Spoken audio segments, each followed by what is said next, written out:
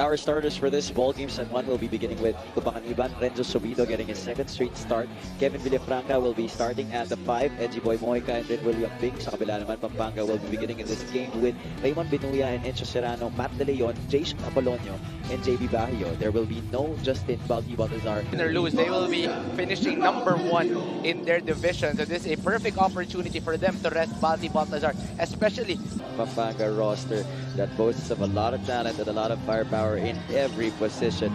Jason Apolonio will try to take advantage of the shadow left. Jason Apolonio will be one of the guys that will be stepping up para dito sa Pampanga. He was actually the leading scorer at the start of the season last year for Pampanga before the emergence of Archie Concepcion as EG Boy Moica put San Juan on the board. The first from Yambing, but now finally making their first 3 itong si Boy Moica. Oh, De Leon going back door. Excellent feed. That's big-to-back action coming from JB Bahio. Here. 4-3 is the count. Almost 2 minutes into the first quarter. Side ball screen. Bahio gets it on the pop. Serrano catch, set, fire, splash. That's too open para dito kay Encho Serrano. Too much space given. So that will give Pampanga an easy 3. Now they are leading by 7-3.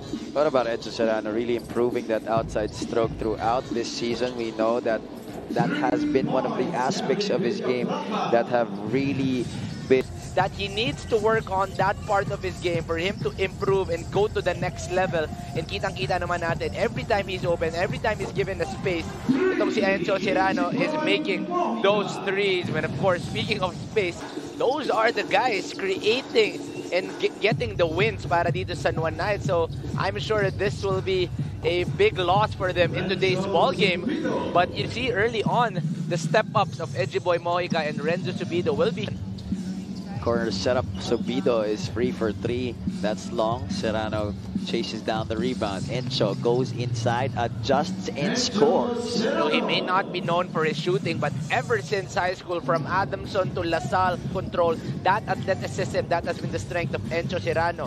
And early on, we're seeing the strength of Encho Serrano. Serrano leads the league in points, 18 per contest. Taking the man pointer is long, coming from former All-Star Nico Panganiban. JB Bahio goes hard to the rim, gets the foul, and is able to knock down that basket and end one of attitude. You know, a guy who can really bring a lot of the energy. As we look at the turnover story, Pampanga surprisingly at the top of that department, 4-1 as Jeff Havillonar checks in today's ball game, but there are still guys who can contribute instantly. You have Havillonar, you have Mojica, you have Subido, and these are guys already coming off the bench. So malalim din itong bench ng San Juan Knights. Or you're talking about depth, then that is exactly what Pampanga has. Garcia in the front court. Skips a pass, Concepcion for 3. So that's one thing you gotta respect about Archie Concepcion. Or taking the best shot possible, either from a cut or a 3-point shot. Archie Concepcion really moves well without that basketball. Concepcion, a 28.9% 3-point shooter this season. Able to complete the steal for Pampanga, and nobody home right there to challenge Mr. Concepcion. But the finish, San Juan on the counter. They don't have the numbers. Havillonar waits for Soberano. AC pulls back, decides to take it. That jumper is through for AC Soberano. NU to San Be, the connection Manila to Manila. That will be an easy to off the handoff. That will cut the lead to 5. Concepcion drives middle. The kick out. JLC for 3. Yes, sir.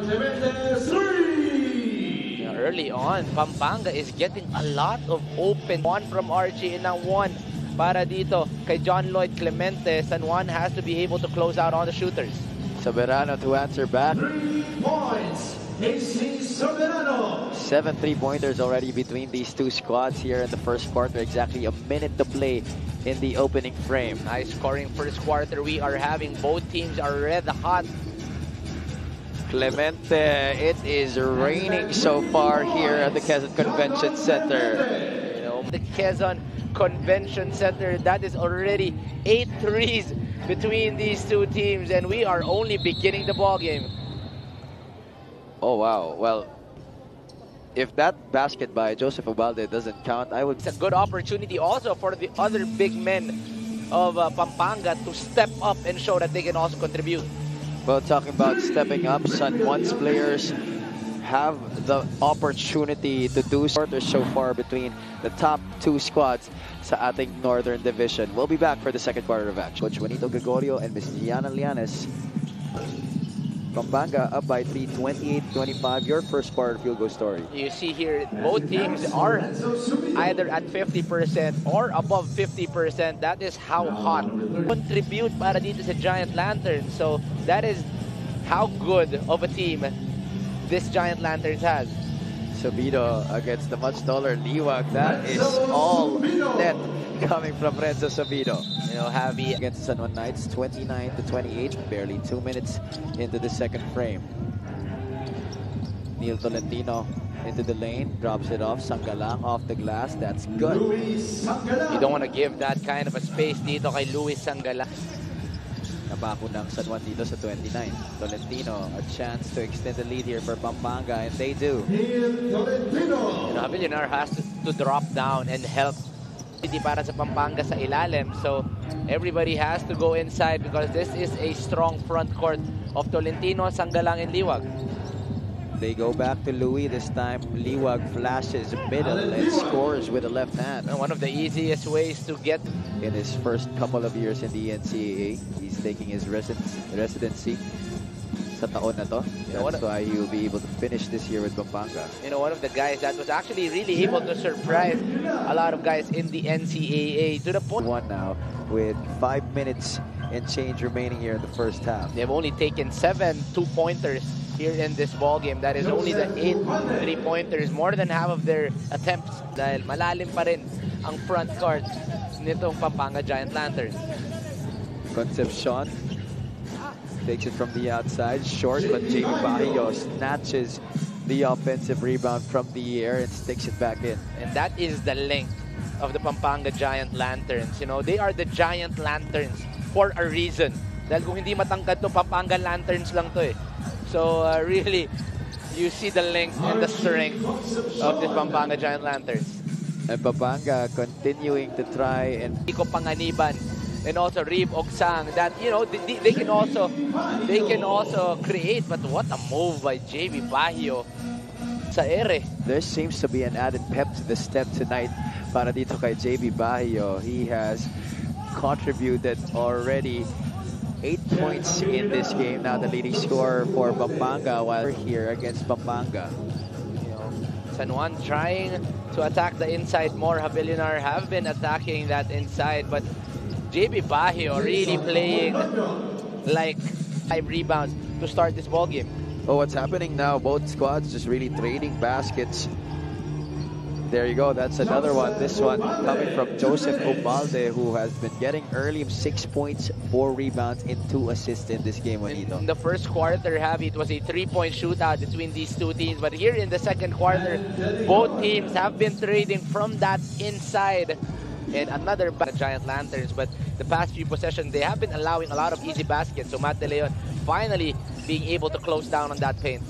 Bahio gets the offensive rebound. Apollonia once again makes the cut inside and finishes with a here. Concepcion has the rock, gives it up to Garcia. MJ hooks a pass. Apollonia kisses it off the glass. Same cut, same result para dito kay Jason. No Justin Baltazar, no problem because JB Bahio is stepping up big time para dito sa Pampanga Giant Lanterns. Beginning the second half with Raymond Binuya, Enzo Serrano, Luis Sangalang, Allen Liwag, and MJ Garcia. Sa kabila naman, San Juan begins with Edgy Boy Mojica, Reeb Ugsang, Ken Villapando, Renzo Sobido, and AC Soberano sa laro na to by trying to go more inside the paint and trying to dominate, as they said. But it hasn't been happening. The numbers tell us otherwise. Leon, you have JB Bahio, you have Ronan Santos, at wala pa dyan si Justin Baltazar. So ganyan po kalalim itong Pampanga Giant Lanterns. And Luis Sangalang is just having fun with that. Enzo Serrano has been making his whole career. But you know, it's never too late to add a weapon para dito kay Enzo Serrano. But you know, for the Knights, Mojica, who had 2 3-pointers in the first half, could not connect this time. Second chance opportunity, Villapando from 18 feet. Good fake pass para dito kay Kenneth Villapando. Basket in the game. 57-44. Lead is 13. Garcia crosses is up. Left side attack. And the shot off the bank. It gets his own miss. Kicks it out to Renzo. Ugsang's asking for it against Serrano. Ugsang able to score. Reeb Ugsang getting good positioning on that ball game for them. Well, the Knights have at least managed to make this still manageable lead to come back from, and this could be a big basket for them. There you go, AC Soberano drains another three-pointer. That's not traveling para kay Alin Liwag. the lead was as high as 16 here in this game, and so far San Juan has been able to chip away, including this basket by Ken Villapando. He does completely. Liwag ahead. JB Bayo tried to slam it, swatted away by Ken Villapando. Liwag working hard off the glass. Another opportunity. Third serving is good para kay Aaron Liwag. Na bagong energy guy para dito sa San Juan Knights. Right corner pocket three, Panganiban. Mojica, athletic rebound, and the follow para kay EG Boy Mojica. Now, this is a very manageable lead. Only a 10-point lead para dito sa Giant Lanterns, and a lot of guys who can produce para dito sa San Juan. So, Pampanga also has to be careful in the fourth quarter. Oh, nifty sidestep move right there coming from Archie Concepcion. And Subido gets the handoff. Back to Jeff Havillonar off the glass. That's good. Jeff Havillonar para dito San Juan, one of their top scorers, already 8 points para dito kay Jeff Havillonar. And on the side of Renzo Subido, that will be his third assist of the ball game. So a good opportunity for Renzo Subido to man that point guard role, only averaging 4.6 and 2 points. We enter our fourth quarter 67-55. Natin that he was put on a stretcher and brought out of the court, but before that happened, he calmly looked at his teammates to reassure them that he was going to be okay. Back to you guys. Thank you so much for that update, G. We hope that kay Ken Villapando. And good signs na he is on the positive side, assuring everybody that he will be okay. John Lloyd Clemente, very accomplished. Possession kept alive by Pampanga. Serrano gets the zone. Liwag, baseline jumper. Halfway down, the tip. Galing dito kay Luis Sangalang. Luis Sangalang. 72-57. The biggest lead of the game was 16 points. Sangalang, he loves those push shots. The third of its type, Luis Sangalang. Further, but they throw the ball away. Yambing. Subido, the extra pass, corner three, Panganiban, that's good. Nico Panganiban, 3! Nico Panganiban. Patriots. And that will be a good birthday gift if ever they can get that victory itong Quezon Huskers para kay Governor Helen Tan. Soberano gets it from the outside. This guy is the definition going, but here, he has already been getting some of his shots, already the third three-pointer para dito kay AC Soberano. But Clemente able to answer on the other side with a shot. JLC adding to that double-digit number para dito sa Pampanga Giant Lantern. 11 points and extending the lead to 11, but Nico Panganiban once again. The 67. Despite the baskets by the Knights, Pampanga has been able to keep them at bay. Great passing once again, and that is another shot from up close through the fourth quarter. Panganiban turns the corner. Yambing passes up on the three. AC doesn't. AC will make it. And now he's already gotten his rhythm. AC Soberano. City MCW Sports at 19-9. But because passing holds the tiebreaker, sila ang aangat sa number 5 at dadapa sa 6 ang 80-70. The Knights continue to stick with the zone. Sangalang outside. Concepcion from downtown. Yes, sir. Beautiful ball movement. Beautiful team basketball. Ensure na kung kailan man mag-decide sila na mag-retire sa basketball, matutulungan pa rin nila mga pamilya nila. Back to you guys. Thank you so much, G. Beautiful report. Well, you know, Governor Dennis Del Pineda has groomed a lot of players from the Pampanga province into very successful professional basketball players, and he would like to do the same for the Giant Lanterns, this current crop of Pampanga Giant Lanterns. That's one thing you love about Governor Delta. He is more than basketball. No, from motivator Delta Pineda, Coach Delta na muna ang itatawag natin. Pampanga looking for its first ever Mpbl championship this season. And they definitely have, with Encho Serrano and Justin Baltazar coming in to aid the likes of Archie Concepcion and Jason Apollonia. At pinasok pa nila itong si Luis Angalang, John Lloyd Clemente, and even Alan Liwag to further increase the firepower and depth that they already have. For the 3 versus 6.